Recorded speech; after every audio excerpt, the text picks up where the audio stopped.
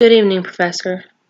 This week for our journal, we were supposed to talk about our demo video, our demonstration video. We're supposed to reflect on it, how we felt we did. So when reflecting back on what I did for my video, I feel like some of my nonverbal cues, I was fairly strong in them. I had good props, good resources. I tried to minimize gestures to only emphasizing certain points in my demonstration.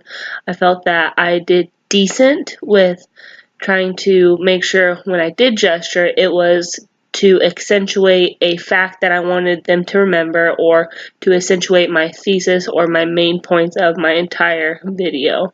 I also think that one of my other nonverbal cues I did well was my professional dress. I wanted it to come across as confident and knowledgeable and educational. So I think that by wearing what I did wear today, I feel that that was also a very good nonverbal cue for me. My verbal cues, I feel like I did well raising my pitch and changing my tone, where it kind of drew attention to what I was talking about when there was an important point that I was covering. I also think that transitional cues for changing points, I was really good at that. I think that I did well with making sure I didn't use fillers such as or what I normally do, as well as improving things for my next videos. I want to try to improve the nervous wavering that my voice sometimes gets, as well as the out of breath sound that I have.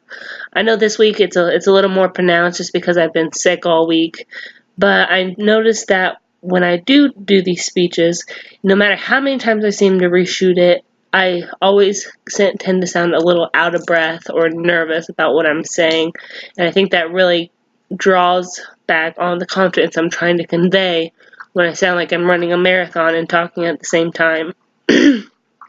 For impression management in my workplace, it just really depends on what area I'm working at.